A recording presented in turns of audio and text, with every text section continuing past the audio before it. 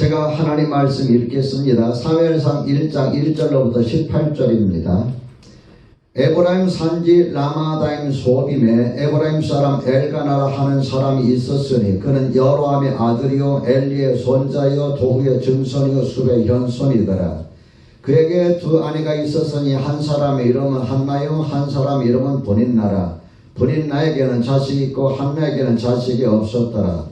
이 사람이 매년 자기 성읍에서 나와서 실내에 올라가서 만군의 여호와께 예배하며 제사를 드렸는데 엘리의 두 아들 홈니와 비나스가 여호와의 제사장으로 거기에 있었더라.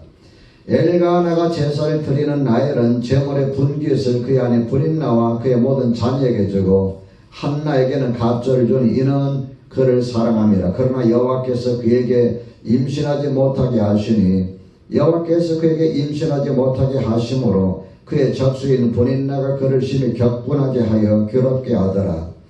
매년 한나가 여호와의 집에 올라갈 때마다 남편이 그같이 하매 분인나가 그를 격분시키므로 그가 울고 먹지 아니하니 그의 남편 엘가나가 그에게 이르되 한나여 어찌하여 울며 어찌하여 먹지 아니하며 어찌하여 그대의 마음이 슬프냐 내가 그대에게 10 아들보다 낫지 아니하냐 하니라.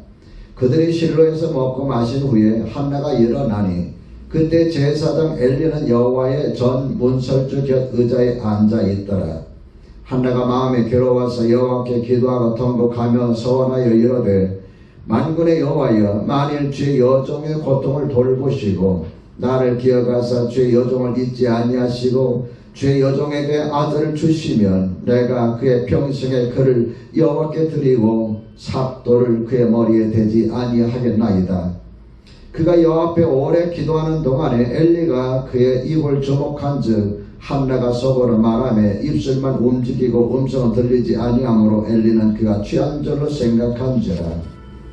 엘리가 그에게 이르되 네가 언제까지 취하여 있겠느냐 포도주를 끊으라 하니 한나가 대답하여 이르되 내 주여 그렇지 아니하니이다. 나는 마음이 슬픈 여자라 포도주나 독주를 마신 것이 아니오 옆에 내 심정을 통한 것뿐이오니 당신의 여종을 악한 여자로 여기지 마옵소서. 내가 지금까지 말한 것은 나의 원통함과 벽분임이 많기 때문이다 하는지라. 엘리가 대답하여 이르되 평안히 가라. 이스라엘 하나님이 내 기도하여 구한 것을 허락하시길 원하노라 하니 이르되 당신의 여종이 당신께 은혜 있기를 원하나이다 하고 가서 먹고 얼굴에 다시는 근심빛이 없더라. 아멘. 오늘 하나님께서 우리에게 주시는 말씀은 사무엘상 1장 1절로부터 18절입니다. 이 말씀을 통하여 하나님은 이런 비전도 기뻐하십니다. 이런 제보라 말씀을 전하겠습니다. 지난 한 주일 동안 여러분 잘 지내셨죠?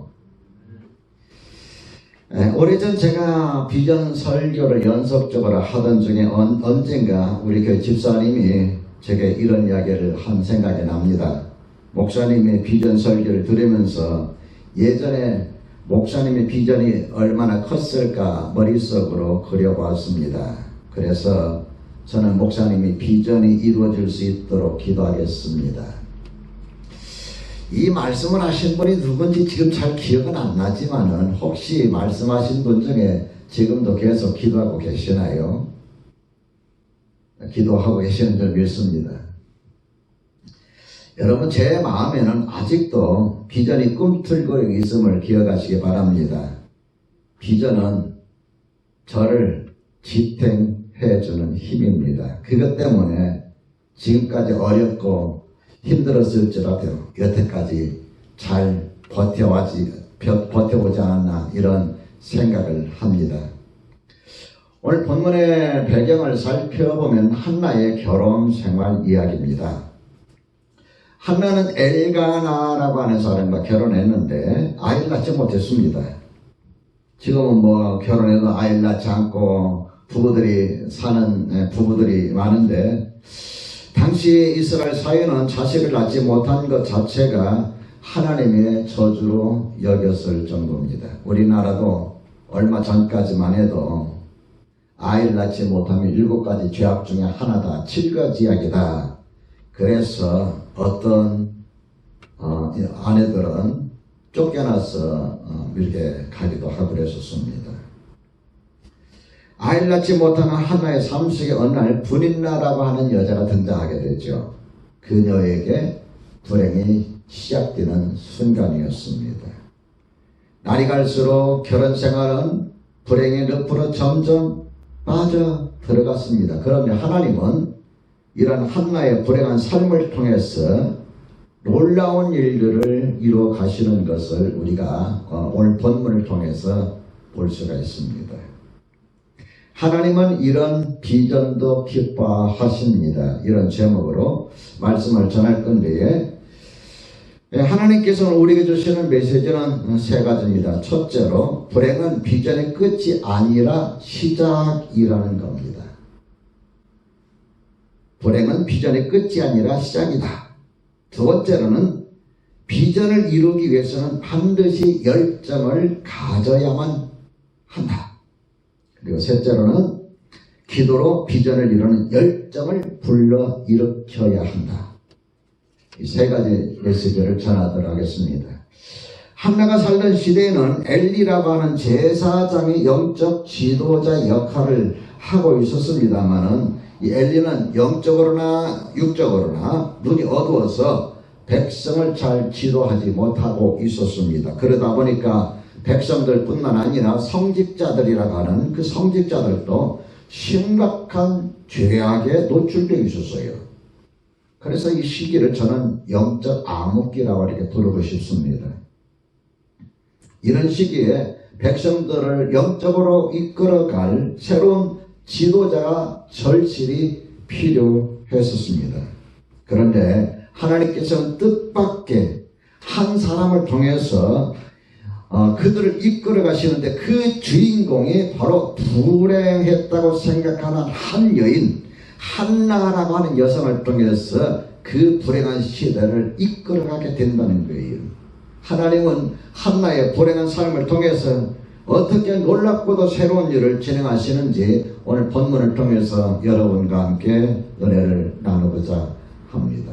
첫째로 불행은 비전의 끝이 아니라 새로운 시작입니다. 한나가 한 남자를 만나서 결혼할 당시 그녀가 가질 수 있는 소박한 꿈은 무엇이었을까요? 행복한 결혼 생활이었겠지요. 그렇다면 가정생활을 하면서 한 남편의 아내로서 가지는 희망사항은 어떤 것이었을까요? 아이를 낳아 잘 기르면서 단란한 가정을 꾸리는 거였겠지요. 이것은 결혼하는 사람이라면 예나 지금이나 어느 누구나 가지는 꿈과 희망입니다. 그러나 한나의 결혼 생활은 불행했습니다. 결혼하면 행복할 줄 알았는데 그녀에겐 불행의 시작이었습니다. 결혼한 지 몇 년이 지나도 아이를 낳지 못하였습니다. 한나가 아이를 낳지 못하자 남편은 분인나라고 하는 또 다른 부인을 맞이하게 됩니다. 이 부인을 통해서 몇 명의 아이들이 태어나게 됩니다. 그녀의 불행이 이제 시작되는 순간입니다. 한나는 아이를 낳지 못하는 것이 순전히 자신의 문제라고 생각해서 스스로 달랬을 거예요. 그래서 남편이 둘째 부인을 얻는 것도 참아냈을 겁니다. 그러나 참을 수 없는 것은 분인나의 충동질이었어요. 7절에 보면 이렇게 기록하고 있습니다. 매년 한나가 여호와의 집에 올라갈 때마다 남편이 길같이 하며 분인나가 그를 격분시키므로 그가 울고 먹지 아니하니. 이런 한나의 고통은 비단 집안에서만 이루어지는 것이 아니라 하나님의 집, 성전, 요즘 말하면 예배당이죠. 하나님의 집에서도 이루어진다는 거예요. 예배를 마치고 나면은 마음이 은혜로워져야 되는데 분인나가 더 많이 심하게 충동질해서 고통스럽습니다. 한시도 편한 날이 그녀에게 없었던 겁니다. 하나님 뭐 때문에 한나를 이런 불행 가운데 빠져서 내버려 두셨을까요? 그녀의 불행의 원인은 어디에 있었을까요? 5절과 6절에 이렇게 말씀하고 있죠. 여호와께서 그에게 임신하지 못하게 하시니, 여호와께서 그에게 임신하지 못하게 하심으로, 이 말씀을 깊이 있게 우리 살펴보면 한나의 불행한 결혼 생활 속에는 하나님의 깊으신 숨은 뜻이 담겨 있다는 것을 발견할 수가 있습니다. 한나가 아이를 낳지 못하는 것은 신앙생활이 잘못해서가 아니에요. 태어날 때부터 아이를 갖지 못하도록 만들어진 것도 아니에요. 그렇게 태어난 것도 아닙니다. 그 사건 속에는 하나님의 깊은 뜻이 담겨 있다고 오늘 본문은 말씀하고 있는 거예요. 여러분, 불행이란 인생의 벼랑 끝이 아니라 비전의 새로운 시작임을 기억합시다. 불행한 원인 자체가 한나가 마음에 품어야 할 비전의 씨앗이었던 거예요. 현실에서 매일매일 겪는 아픔들이 너무 커서 단지 그것들이 비전의 씨앗인 줄 모르고 그는 괴로워했던 것입니다. 성공학과 관련되어서 유명한 책들을 많이 펴냈던 나폴레옹 힐이라는 분이 이런 말을 합니다. 육체적 고통이라는 것은 자연이 우리에게 신체의 어떤 부분에 좀 더 신경을 쓰고 잘못된 부분을 고쳐야 한다고 알려주는 방법이다. 그러므로 고통은 저주가 아니라 축복이 될 수 있다. 고통은 저주가 아니라 축복이 될 수 있다. 야고보서 1장 3절과 4절의 말씀에 이는 너희 믿음의 시련이라고 그랬어요. 이는 너희 믿음의 시련이 인내를 만들어내는 줄 알미라. 인내를 온전히 이루라. 이는 너희로 온전하고 구비하여 조금도 부족함이 없게 하려 함이라. 우리에게 다가온 시련은 그냥 단순한 시련이 아니라 거기에 하나님의 깊은 뜻이 담겨 있는데 그 시련을 통해서 조금 더 부족함이 없는 사람으로 우리를 다듬으시는 하나님의 뜻이라는 것입니다. 사랑하는 성도 여러분, 지금 삶이 힘들고 인생의 시련이 많아서 불행하다고 해서 하나님은 결코 우리를 포기하시는 것이 아닙니다. 삶 속에 당하는 어려움 속에 하나님의 기쁜 뜻이 담겨 있음을 기억하시기 바랍니다. 우리가 현실의 어려움에 붙들리거나 거기에 빠져서는 안 됩니다. 그 속에서 하나님의 뜻을 찾으셔야 합니다. 때로는 불행의 원인 속에 하나님 우리에게 주시는 축복의 씨앗이 숨겨 있음을 기억합시다. 둘째로, 비전을 이루려는 열정을 가져야 합니다.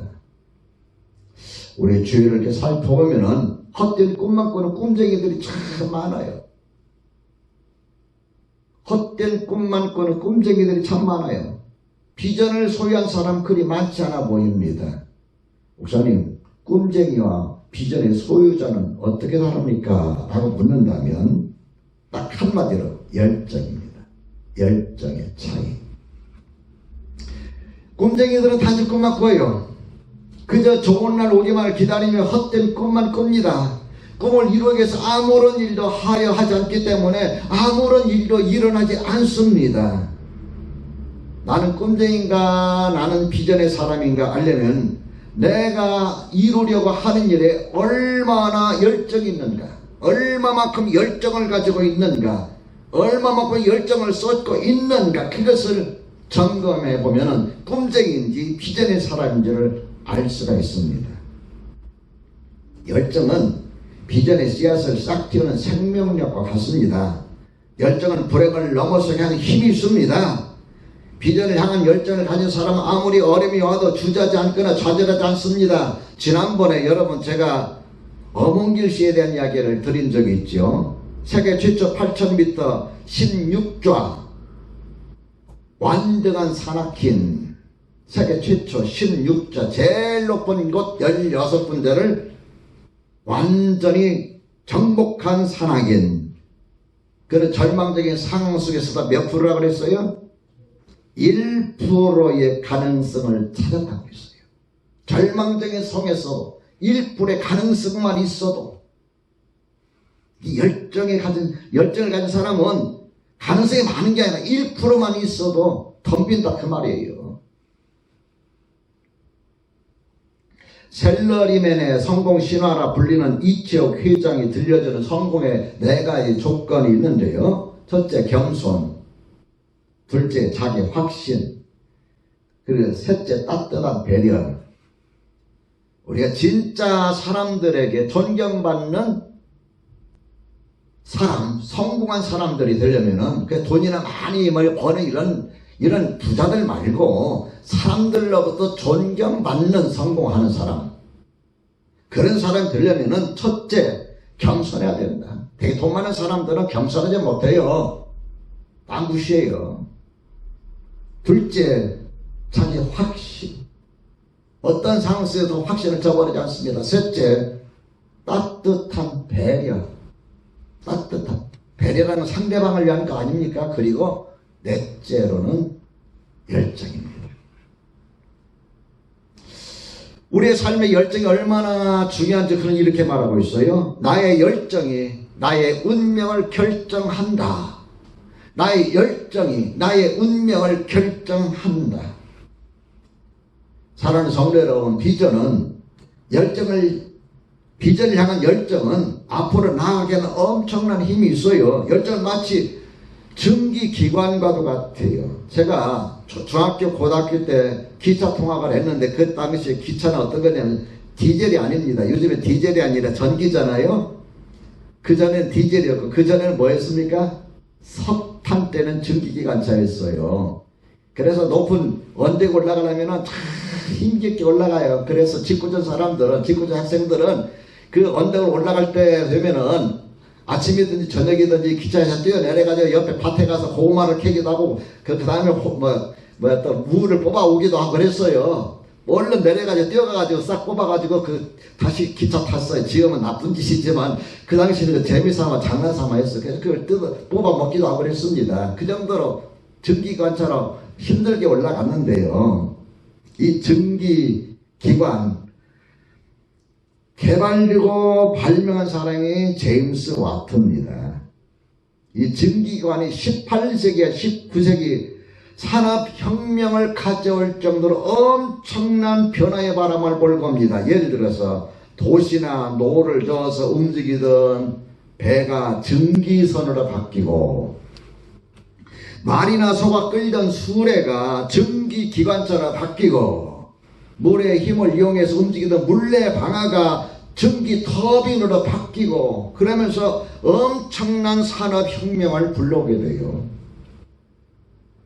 전기기관에서 뽑아내는 엄청난 힘이 18세기, 19세기 산업혁명이라는 엄청난 세계적인 변화를 가져온 것처럼 우리 마음속에 있는 비전의 열정도 우리의 삶에 엄청난 변화를 가져온다는 걸 여러분 기억하시기 바랍니다.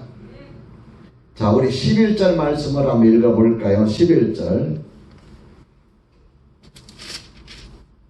같이 읽어봅니다. 시작. 서원하여 이르되 만군의 여호와여, 만일 주의 여종의 고통을 돌보시고 나를 기억하사 주의 여종을 잊지 아니하시고 주의 여종의 아들을 주시면 내가 그의 평생에 그의 여호와께 드리고 삭도를 그의 머리에 대지 아니하겠나이다. 하나님께서 나에게 아들을 주시면,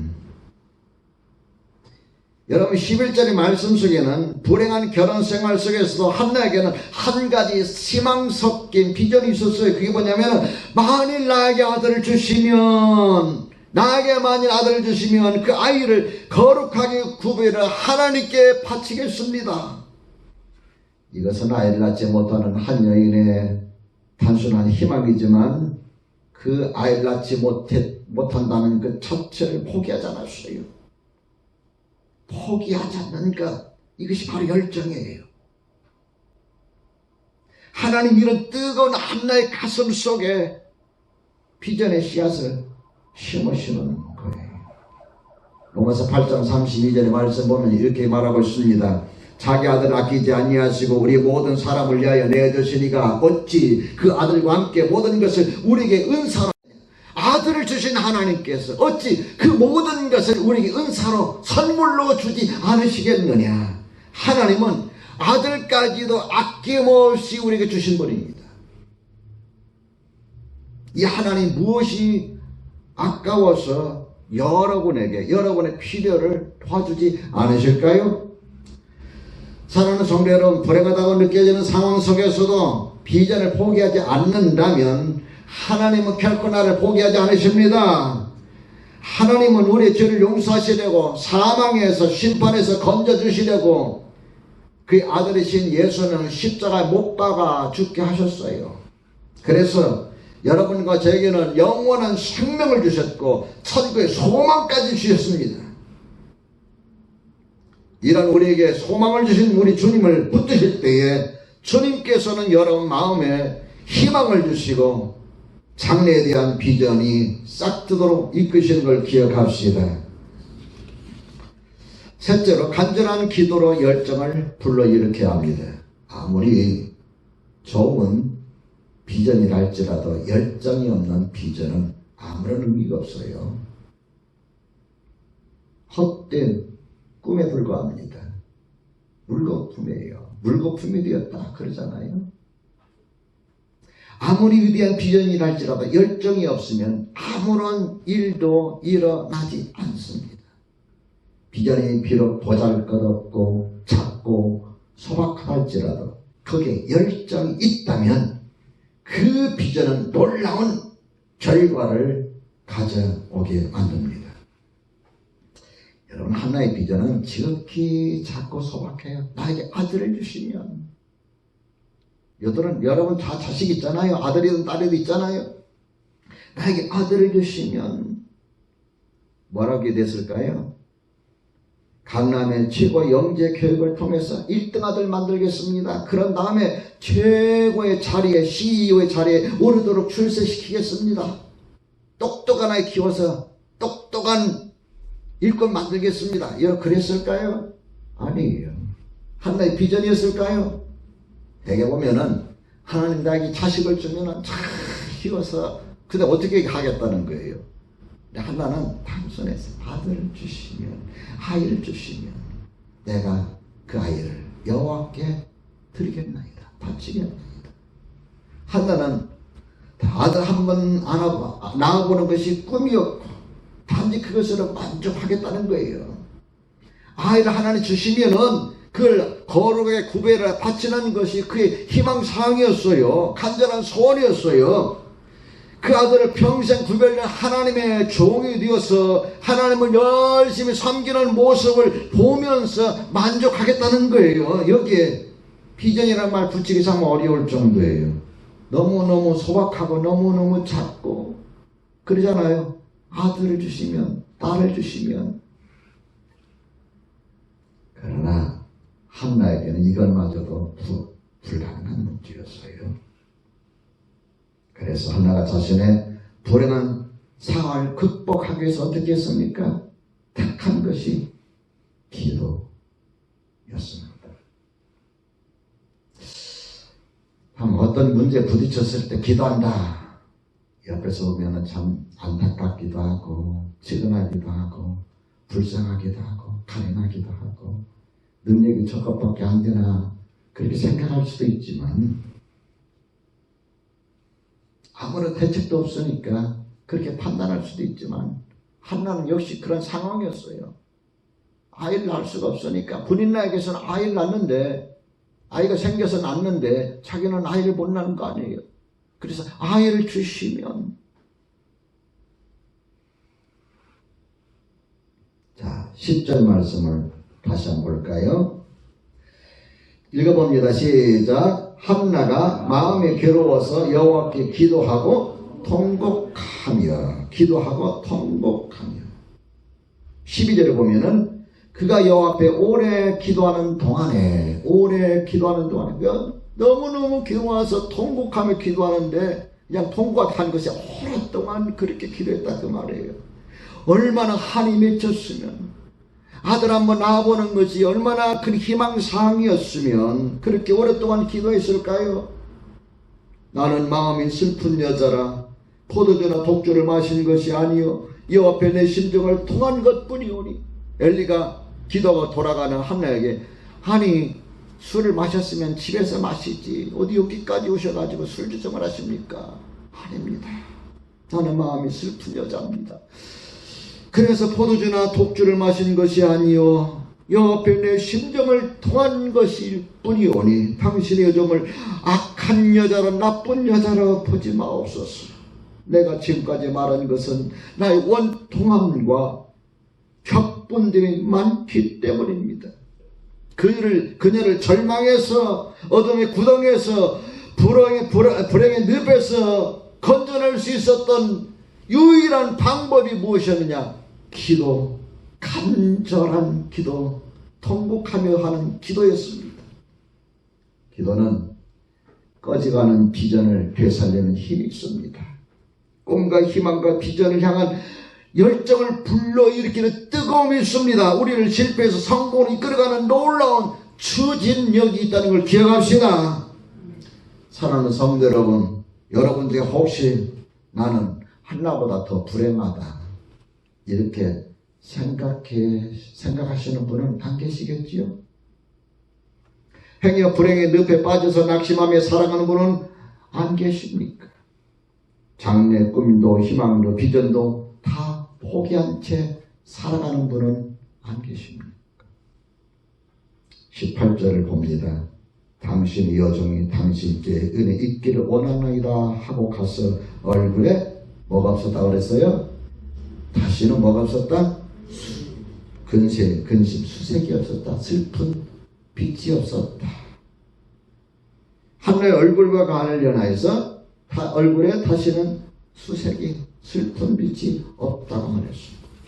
무엇이 좀 전까지만 해도 원통하고 분해서 견딜 수 없는데 이 불행의 늪에서 허우적거렸는데 그녀를 무엇이 이렇게 만들었을까요? 다시는 얼굴에 근심하는 빛 없게 만들었을까요? 그것이 바로 기도입니다. 여러분, 기도는 우리가 잃어버린 꿈과 희망을 되찾아 줍니다. 우리에게 새로운 비전의 눈을 뜨게 해줍니다. 기도는 삶에 대한 열정을 불러일으킵니다. 그리고 마침내는 비전을 이루게는 놀라운 역사를 만들어내는 걸 기억합시다. 여러분, 기도하다가 종종 이런 생각 해보셨는지 모르겠어요. 하나님은 왜 내 기도에 대해서 여태까지 응답해 주시지 않습니까? 나는 열심히 그렇게 기도하는데 어찌 응답해 주시지 않습니까? 하나님, 이거 너무하는 거 아닙니까? 저도 목회자지만요, 예전에 저도 여러분을 겪은 사람이에요. 목회자는 여러분을 겪은 걸 못 겪는 게 아니라 더 많이 겪어요. 여러분이 의심했던 의심, 여러분이 가졌던 근심, 여러분이 가지고 있는 여러 가지 것들, 겪을 것 다 겪어요. 여러분 잘 아시다시피 저는 다른 목사님보다 더 많은 어려움을 겪고서 지금까지 이렇게 목회를 해왔습니다. 컴퓨터를 조립해서 납품하지 않나, 그러다가 이게 도둑놈이라고 그 소리를 듣기도 하고, 사기꾼이라는 말도 들어보기도 하고, 정직하게 해도 길바닥에 나앉아서 우리 사모님과 노점상을 해보질 않나, 건물에서 쫓겨날 뻔하질 않나, 개인 회상 절차 밟기까지 가질 않나. 여러분 겪은 모든 것들을 다 겪었어요. 이렇게 겪다 보니까 한때는 저도 목회의 비전을 다 포기하고 싶었어요. 평범한 사람이 되고 싶었어요. 여러분처럼 직장이 있으면 직장에서 일하고, 벌을 가지고 그냥 먹고 살고, 없으면 없는 대로 있으면 있는 대로 그러고 싶었어요. 기도에 대한 실망이 너무 컸어요. 여러분, 목회자의 기도는 하나님이 잘 들으시는 것 같죠? 여러분 기도보다, 그죠? 하나님은 차별하지 않으십니다. 똑같아요.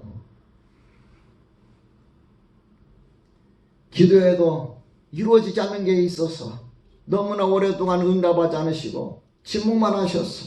깊은 실망에 빠졌어. 그래서 목회까지도 다 포기하고 싶었어요. 목회 비전이 무엇입니까? 다 포기하고 싶어. 근데 나중에 깨달은 사실이 기도 응답은 언젠가 반드시 있다. 기도의 응답은 언젠가 반드시 있다. 믿으시면 아멘 합시다. 나는 내 시간표에 맞춰서 하나님 앞에 응답을 요구했지만 하나님은 하나님의 시간표에 맞춰서 내게 응답하시다 보니까 빚어진 일이에요. 주님은 여러분과 저에게 누가복음 18장 1절에서 이렇게 말씀하고 계십니다. 하물며 하나님께서 그 밤낮 부르짖은 택하신 자들의 원한을 풀어주시지 않겠느냐. 그 원한을 풀어주시 않겠느냐. 저희에게 오래 참으시겠느냐. 내가 너에게 이노니 속히 그 원한을 풀어주시리라. 믿으시면 아멘 합시다. 한나의 기도는 어떤 결과를 가져왔을까요? 19절 봅니다. 여호와께서 그를 뭐 하신지라? 여호와께서 그를 생각하신지라. 하나님은 기도를 듣고 생각하고 계시는구나. 기억하고 계시는구나. 내가 내게 아들을 주시면 하나님께 종으로 구별하여 드리겠습니다. 이 소박한 한나의 기도를 하나님 기억하셨어요. 이처럼 하나님은 우리의 작고 소박한 것까지도, 꿈까지도, 희망까지도, 비전까지도 기뻐하십니다. 믿으시면 다 같이 아멘 합시다. 자, 이제 20절로 넘어가 볼까요? 한나가 뭐하고? 임신하고 때가 이름에 아들을 낳아 뭐라 그랬어요? 사무엘이라 이름하여서 이는 내가 여호와께 그를 구하였다 함이더라. 사무엘이라는 것은 하나님께서 내 기도를 들어주셨다라는 의미가 담겨있는 이름이에요. 하나님이 들어주셨다. 여러분, 이 아이가 누굴까요? 한나가 낳은 이 아이 누굴까요? 한나가 임신하고 때가 이래 아들 낳아. 그래, 그 다음 뭐라 그랬어요? 사무엘이라 이름하였으니. 유명한 선지자였습니다. 불행 속에서 몸부림치며 기도한 한 여인의 작고 소박한 꿈과 희망이 사무엘을 낳게 하였고, 사무엘은 영적 어둠 속에 살던 당시 이스라엘 백성들을 하나님께 이끄는 위대한 지도자가 되었습니다. 그래서 제가 한나의 이 꿈과 희망에 비전이라는 단어를 붙인 이유입니다. 사무엘을 통해서 이스라엘 나라가 세워졌고, 사울과 예수님의 조상이 된 위대한 왕 다윗이 그에 의해서 왕으로 세워지게 됩니다. 사랑하는 성도 여러분, 삶이 힘들고 어려워도 여러분의 꿈과 희망을 포기하지 않으시기 바랍니다. 비전이 작아도 좋습니다. 소박해도 좋습니다. 하나님은 그 위대한 비전만 기뻐하시는 것이 아니라 작고 소박한 그 꿈과 희망과 비전도 소중하게 여기셔요. 그래서 그것을 이루가시는 걸 기억합시다. 여러분 마음 가운데 가지고 있는 꿈이 있다면, 아직도 포기하지 않은 희망이 있다면, 이루지 않은 비전이 있다면 그걸 붙드시고 그것을 위해서 여러분의 열정을 쏟아십시오. 열정을 쏟아서 안 된다면 하나님 앞에 부르짖으며 기도하십시오. 하나님 여러분을 통해서 일하실 것을 믿습니다.